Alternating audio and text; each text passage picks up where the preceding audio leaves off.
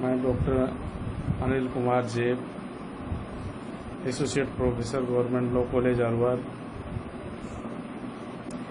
आज LLB first year में अपन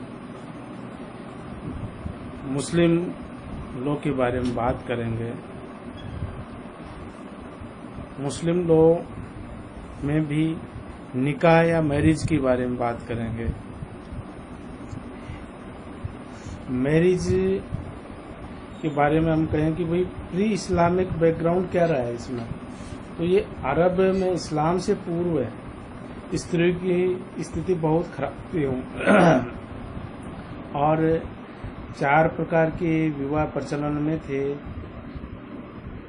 जो आजकल के विवाह के समान भी थे और कुछ अलग भी थे। पति पत्नी को किसी प्रतिष्ठित व्यक्ति के पास या कहें कि नहीं मतलब काजी के पास अपनी बात को रखने की बात थी, तो ये तो म्यूचुअल हो जाते थे। और इसमें हिदाया ने भी कहा है कि विवाह एक संविदा है जिसका लक्ष्य उद्देश्य वो संतानोत्पत्ति है। जीवन में विश्रांति मिलने के लिए यह प्रथा जारी की गई थी और यह मनुष्य की प्राथमिक आवश्यकताओं में से एक कही गई है। और फिट्जरलैंड ने भी कहा है कि विवाह एक धार्मिक कर्तव्य है और विवाह संस्कार बिल्कुल नहीं है। इस्लाम में कोई संस्कार है ही नहीं है। और ये भी है इसमें, यह पति संरक्षण भी नहीं है। और इसमें हम ये कह सकते हैं कि मैरिज की जो नेचर है, प्रकृति है, मुस्लिम लॉ के अनुसार कि यह विवाह एक संविदा है। अब बात संविदा की आती है तो संविदा को हम ये कहेंगे कॉन्ट्रैक्ट एक्ट है 1872 का है। तो उसमें जो प्रस्ताव, स्वीकृति, प्रतिफल की बात आती है, प्रपोजल है, एक्सेप्टेंस और कंसिडरेशन। तो एक तरफ से प्रस्ताव रखा जाता है संविदा में, दूसरा पक्षकार उसमें अपनी सहमति देता है, तो ये कहा जाएगा कि उन्होंने उसकी स्वीकृति दे दी है। और कंसिडरेशन की बात कहें तो कंसिडरेशन या प्रतिफल संविदा में तो एक व्यक्ति कोई मान लो कोई माल खरीदना चाहता है, तो वो माल है वो उसके लिए कंसिडरेशन है। दूसरे व्यक्ति के लिए उस माल का जो मूल्य है, वो कीमत जो वो लेता है, तो वो उसके लिए कंसिडरेशन हो गया, तो प्रतिफल हो गया। तो विवाह एक मुस्लिम लॉ के अनुसार संविदा मानी गई है, एक संस्कार नहीं माना गया है, क्योंकि हिंदुओं में विवाह एक संस्कार माना गया है। और इसी के साथ हम ये कहें कि विवाह संविदा है, उसी में आपसी सहमति, मतलब जो कंसेंट हुई है वो आपस में सहमति से होनी चाहिए। यदि वयस्क है तो स्वयं पक्षकार तथा अवयस्क की स्थिति में सहमति गार्जियन के द्वारा दी जाती है, संरक्षक के द्वारा सहमति दी जाती है।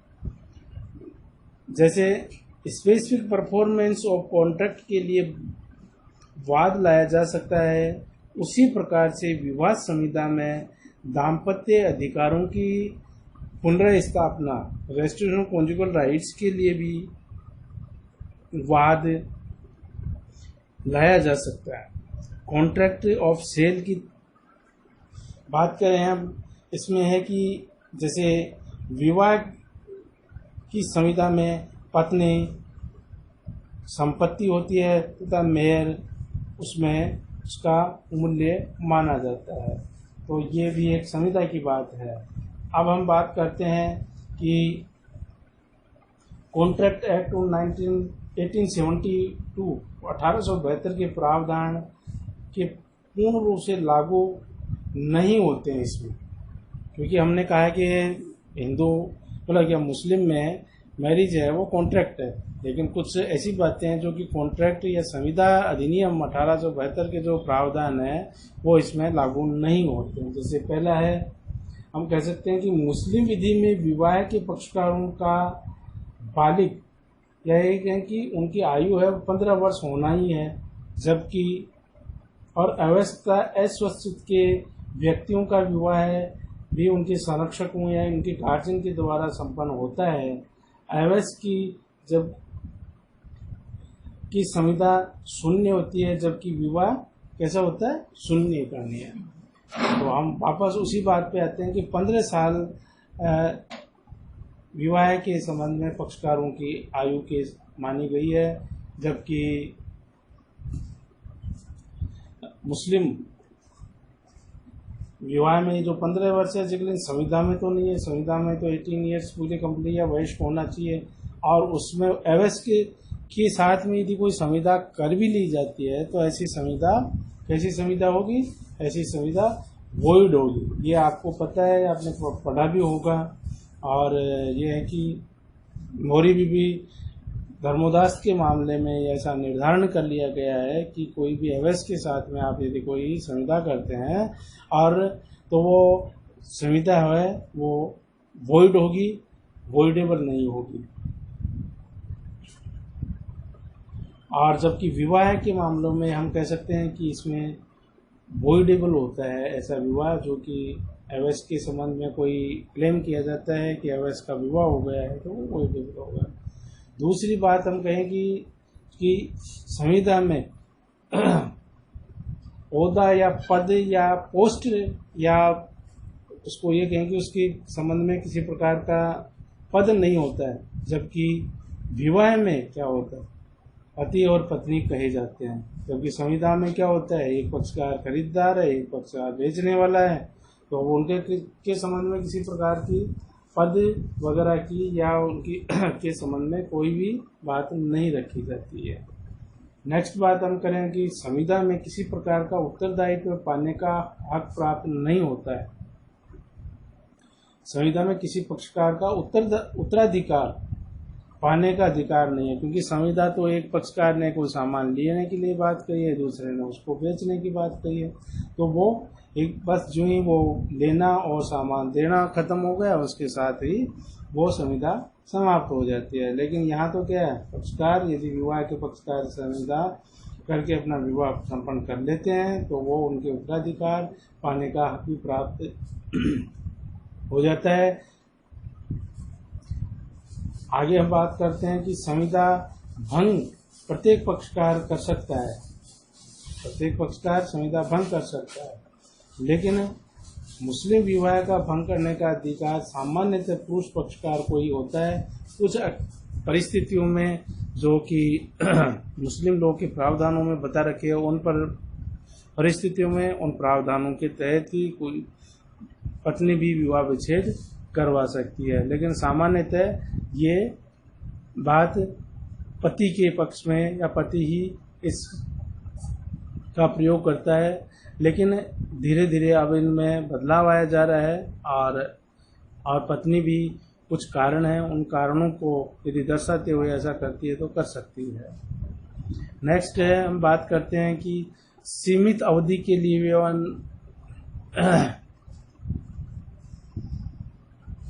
सीमित अवधि के लिए विवाह नहीं हो सकता। हाँ, इसमें ये जरूर है कि एक्सेप्शनल है, जिसमें हम कह सकते हैं कि मुत्ता मैरिज है, वो तो टेम्परेरी मैरिज है, वो हो सकती है, लेकिन सामान्यतः विवाह के संबंध में कोई समय अवधि का निर्धारण नहीं किया जाता है। जबकि संविदा में आपको पता है कि संविदा एक समय अवधि में पूर्ण कर ली जाती है और इसके बाद में एक दूसरे उसमें अपना मतलब दायित्व से मुक्त हो जाते हैं। तो आपने ये भी देखा है कि इसमें उत्तराधिकार की बात भी कही गई है। दूसरी बात है कि विवाह में कोई किसी प्रकार की समय अवधि में निर्धारण नहीं किया जाता कि 1 साल के लिए, 2 साल के लिए या 5 साल के लिए ऐसा हो, ऐसा कुछ भी नहीं होता।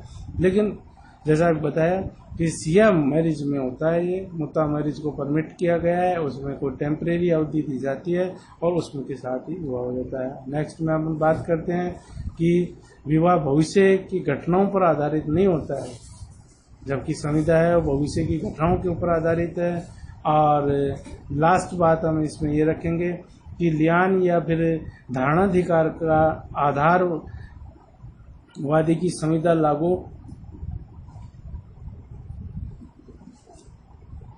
धारणाधिकार का आधार है शादी और संविदा लागू नहीं कर सकता। तो इस प्रकार ये जो संविदा है उस संविदा के संबंध में मतलब अलग भाई संविदा तो का ही है, लेकिन संविदा के साथ साथ ही इसमें ये बातें हैं जो कि संविदा अधिनियम के तहत प्रावधानों में नहीं होती है। तो ये हम मानते हैं कि मुस्लिम लोग के संबंध में ये बातें उन्होंने मतलब जो विवाह के संबंध में संविदा है या नहीं इसके बारे में